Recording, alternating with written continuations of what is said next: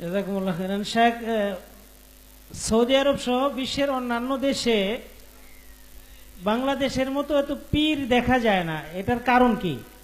কথা ঠিক না। আমি তো পীর সাহেব মানুষ, পীরের খলিফা বোঝেন, একটু পক্ষেই বলি।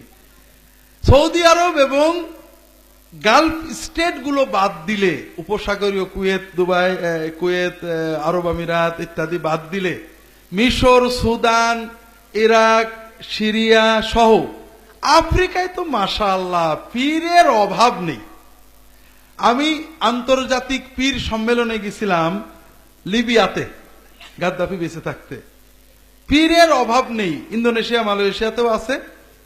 বিষয় হলো, এক সময় যখন ইসলামের অধপতন হলো, তাতার ক্রুসেড যুদ্ধে মুসলিম স্টেটগুলো নষ্ট হয়ে গেল, পীর মাশায়েখরা দিন প্রচার করেছেন, দাঁড়ে দাঁড়ে মানুষের ভিতরে ভালো মানুষ। পরবর্তীতে পীর মাশায়েখদের নামে শিরক, বেদাত, কুফর সমাজে ভরে গেছে। পীরের নামে ব্যবসার মতো ভালো আরামদায়ক ব্যবসা নেই। ইন্ডিয়াতে বলে গেরুয়ার মার নেই। কিসের মার নেই? কোনো কিছু যদি না আমারও গেরুয়া পরে সাধু হবো, ভম্বলানাথ, ব্যাস তোমার রুটি রুজির অভাব হবে না। আর আমাদের সমাজে একই অবস্থা। কোন রকমের একটা মাজার, একটা ওরস কায়েম করতে পারলে আপনার 14 পুরুষের জন্য নিশ্চিত। এছাড়াও অনেক অশালীনতা, পীরের নামে অনেক হারাম, অবৈধ, নোংরা, জঘন্য কাজ সমাজে চলে। এই জন্য সবসময় সাবধান থাকতে হবে। আল্লাহর ইবাদত করবো নবীর তরিকায়, এটাই হলো কথা।